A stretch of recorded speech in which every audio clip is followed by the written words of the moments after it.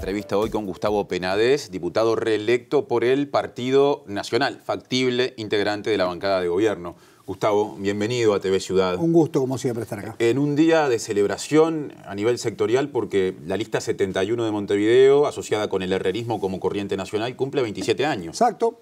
Es una de las agrupaciones políticas más antiguas del partido y de las que ha tenido más presencia electoral periodo tras periodo. Así que sí, es una linda fecha y un lindo momento. Y además hoy se cumplen 30 años en las que ganaba la presidencia de la República Luis Alberto Lacalle Herrera. Claro, en noviembre del 89. Exactamente. 3 años antes de que la lista se fundara. Exactamente.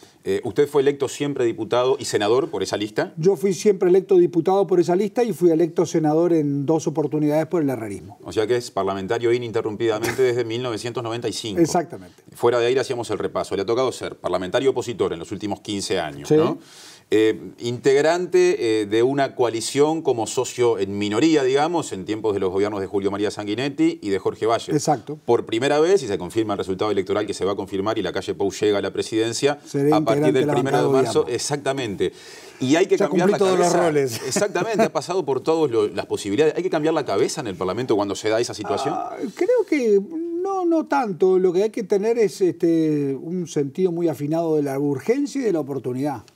De la urgencia porque sin lugar a dudas el gobierno va a imponer ritmos que creo que van a ser muy intensos, y de la oportunidad porque va a necesitar mucha negociación, tanto con nuestros socios de la coalición llamada multicolor, sí, como también con el diálogo con el Frente Amplio, porque creo que hay una cosa que debemos de recuperar en el Parlamento, que es la capacidad de diálogo y de negociación con todos los partidos políticos, incluido el Frente Amplio, que tiene una importante representación detrás de sí. Casi un 40% de la población lo votó en octubre. Así que ese es un dato que no debemos de echar en saco roto, que por lo contrario hay que hablar y hablar con ellos mucho también. ¿Se considera con buen vínculo con integrantes de la bancada Frente Amplista? Siempre. Sí, porque al estar tantos años en el Parlamento, mi rol ha sido esencialmente de coordinador y de negociador en la Cámara de Senadores o en la Cámara de Diputados, y siempre lo he hecho, quizás con un perfil mucho más bajo o detrás del telón, pero se necesita de esa gente también. En los tiempos de Luis Alberto Lacalle Herrera se asociaba a la 71 y al herrerismo con el núcleo más cercano del apoyo a Lacalle Herrera. El liderazgo de Lacalle Pou hizo que se construya en torno a Aire Fresco, en Montevideo Lista 404, un sector más cercano, y la 71 está cerca, pero no es el sector del presidente electo en este caso. ¿Cuál es la diferencia de la 71 con el resto? ¿Dónde está el rasgo distintivo? No hay casi. Creo que son todos comportamientos de estrategia de carácter electoral, las definiríamos, ¿no? O sea, yo no creo que haya grandes diferencias, muy por el contrario. Quizás que una que pudiera destacarse es la experiencia, porque hace muchos años que estamos en el Parlamento, pero después hemos defendido lo mismo, y además Luis Lacalle Pou surge del herrerismo y de las entrañas de este sector, así que en realidad somos todos lo mismo. Sin lugar a dudas que él, a pesar de que él ha dicho en reiteradas oportunidades que ya como candidato a presidente él no tenía una lista oficial, la lista con la que surge a la vida política, que es la 400 de Canelones y subsidiariamente la 404 de Montevideo, luego decían legítimamente que ellos eran la lista de Lacalle Pou. Lacalle Pou siempre dijo que todas las listas eran de él, así que es un tema más bien publicitario. Cambiando de tema, cuando se empezó a esbozar la coalición de gobierno que se instalará a partir del 1 de marzo, desde el Frente Amplio, en el juego político típico de la campaña, se señalaban en algunos casos, digamos, contradicciones o diferencias entre quienes integran, los partidos políticos que integran la coalición. Por ejemplo, en torno a la educación, ¿no? Voces como el Partido Colorado, que defendían la participación docente en la dirección con voz y con voto, voces más restrictivas en ese sentido dentro del Partido Nacional. Larrañaga dijo en algún momento que es imposible garantizar el mantenimiento de la coalición. Sanguinetti dijo tener la esperanza de que dure 5 años. ¿Qué tan firme es el armado político? A ver, el armado político parte de una realidad. En política lo principal es ser muy pragmático y en ese sentido creo que todos los socios que integran la coalición necesitan como una necesidad fundamental que al gobierno le vaya bien. Porque después electoralmente, dentro de 5 años, veremos quién será o cómo se presentará. Ahora, que nadie puede sacar un rédito positivo de un gobierno al que le vaya mal, sea socio o sea parte del gobierno. En ese sentido yo no le pongo fechas ni de inicio ni de fin. Creo que eso se irá dando con el paso del tiempo. Lo más importante hoy es que estamos ante una realidad nueva que convoca a 5 partidos políticos con representación parlamentaria a conformar gobierno. Y creo que esa es una buena noticia, que no es novedad en el mundo, suele suceder en las democracias más consolidadas del mundo, funcionan así, y creo que le va a hacer muy bien al Uruguay. Primero, la rotatividad, o sea, la rotación en el gobierno, en el Poder Ejecutivo, el cambio de rumbo creo que también, lo hablo desde el punto de vista institucional, y creo que además eso le agrega un nuevo ingrediente que creo que está bueno que así suceda, que sea el de un gobierno multicolor. Desde el análisis político se dice, la coalición son 5, los votos seguros los tienen 3. ¿No? Sí. Que son el Partido Nacional, que es la bancada de la coalición mayoritaria, el Partido Colorado la segunda, Cabildo Abierto la tercera. Exacto. El Partido Colorado es un partido que tiene experiencia de gobierno, aunque hace mucho que no gobierne, con gente como Sanguinetti, muy avesada. Cabildo Abierto es una novedad. Entonces, ¿qué garantías hay con respecto al comportamiento de Cabildo Abierto? Yo creo que el comportamiento de Cabildo Abierto va a ser un comportamiento acorde al de un partido político que ha tenido un bautismo muy importante, con una importantísima representación parlamentaria, y creo que al frente de él hay un hombre muy experiente que tuvo a su cargo en su profesión justamente la tarea de mandar, de comandar y de formarse desde todo punto de vista. El senador Manini Ríos es un hombre muy preparado intelectualmente, políticamente también, y creo que eso lo va a hacer un hombre muy avesado. Quizás va a tener que aprender un poco los códigos de funcionamiento, los de comunicación, etcétera, etcétera, pero eso creo que con el tiempo se va a poder ir dando.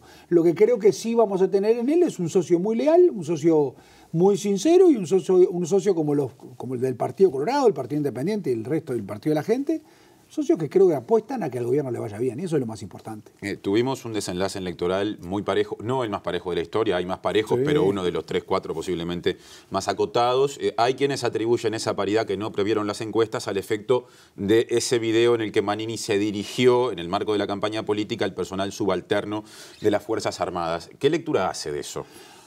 Creo que es muy simplista decir que el final de bandera verde que vivimos el domingo fue producto de una causa, es una multiplicidad de causas entre las cuales está la interpretación que usted hace a lo que eventualmente puede haber sido ese mensaje de WhatsApp que grabó el senador electo Manini Ríos, o está también la explicación que él da, que habían notado que venía habiendo una pérdida de este lado de la competencia, o sea, Sí. de los partidos que acompañaban la calle Pou hacia el Frente Amplio, y que él intentó frenar eso. Nunca se sabrá. O sea, yo creo que van a haber muchas interpretaciones, van a haber muchas argumentaciones a favor y en contra. Creo que hay cosas que en la campaña electoral se vivieron que no deberían haberse vivido, que están vinculadas a presiones, a promesas indebidas, a compromisos que eran difíciles de asumir. Cuando usted habla que a los jubilados le va a pagar un aguinaldo, es una promesa muy difícil de cumplir y es una promesa que a muchos puede tentar en acompañar. Que hizo Daniel Martínez, el candidato oficialista. Cuando se decía, bueno, miren que si gana la calle Pou se van a terminar los planes sociales, se va a aumentar el IRPF, o sea, se utilizaron las redes sociales para decir cualquier porquería. Y creo que eso también puede haber servido. Le repito, creo que esto va a ser factor de estudio de los próximos años y de análisis de todo el mundo. Creo que lo importante en esto es que hoy hay un claro candidato que va a ser electo presidente de la República y que va a tener las mayorías suficientes para poderlo ser, y eso es lo más importante que queda del domingo. Es más allá del efecto no que haya tenido el video de Manini, que un ex comandante en jefe del ejército le hable a quienes hasta hace 6 meses fueron sus subalternos. ¿Le parece una herramienta política válida, teniendo en cuenta que estamos hablando de un colectivo que maneja las armas del país? El tema no va por ahí. A mí no me gustan los corporativismos de ningún tipo. Ni los sindicales, ni los empresariales, ni los militares, ni nada. A mí no me gustan esos corporativismos. Y creo que en el Uruguay hay síntomas muy preocupantes de hace mucho tiempo de corporativismo que creo que afectan el Estado de Derecho y la democracia.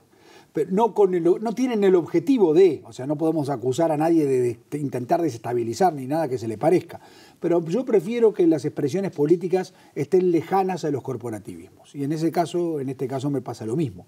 Pero me pasa lo mismo con el PIT-CNT, me pasa lo mismo si eventualmente hubieran corporaciones empresariales que convocaran institucionalmente como tales hacer tal cosa u otra. En este caso se trata de un excomandante, o sea, sí, de una persona que no tiene nada que ver con las Fuerzas Armadas. Lo tuvo hasta hace un tiempo. Lo tuvo hasta hace un tiempo. Me parece más grave cuando uno está adentro y hace llamados desde adentro utilizando presiones indebidas. En este caso, pero le repito, quizás la lectura final es las expresiones corporativas no son buenas en un sistema democrático fuerte. Cuando yo hace un instante le mencioné a Cabildo Abierto como tema de estudio, también unía esto, más allá del video de Manini, a otros sucesos. Hace horas, un exmilitar que se llama Techera, Carlos Techera, militante en este caso de Cabildo Abierto, no ocupa otro tipo de responsabilidad, no la tiene, difundió un video por redes sociales con acusaciones muy fuertes contra el presidente de la República, José Mujica, Daniel Martínez, hablando del Frente Amplismo del año 73, deseando, en todo caso, o amenazando, por decirlo de alguna manera, a la militancia. El presidente del Centro Militar, Carlos Silva, candidato a diputado no electo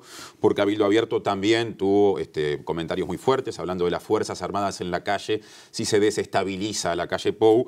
Y antes, un candidato a diputado por Rocha había hablado de la creación de un escuadrón de la muerte, también de Cabildo Abierto. ¿Hay un problema con Cabildo Abierto y algunos de los perfiles de su militancia como para atender? No hay un problema con Cabildo Abierto, puede llegar a haber algún problema con integrantes de Cabildo Abierto, pero no con Cabildo Abierto. O sea, no se puede generalizar ni ofender a un partido político diciendo que son todos esas afirmaciones, que por supuesto yo no comparto ninguna, que se han hecho, representan a un partido político. Creo que hay un tema que creo que tienen que empezar a darse cuenta algunos de esas afirmaciones que no le hacen bien ni a Cabildo Abierto, ni a la coalición, ni a la democracia. Pero no representan a Cabildo Abierto y mucho menos se le pueden atribuir a quien hoy está al frente de ese partido político, que es el senador Manini Ríos. Eso me parece un error y un agravio innecesario de realizar. Hoy Manini, igual que pasará mañana con la dirigencia del Partido Colorado, se reunió con el presidente electo factiblemente, Luis Lacalle Pou, y naturalmente hablaron de la integración del gabinete. Lo que ha trascendido es que a la fuerza política de Manini le interesan los ministerios de perfil social, una afirmación un poco vaga que, entre otras cosas, podría hacer referencia al Ministerio de Salud. No, más allá de que no hay oficialmente decisiones.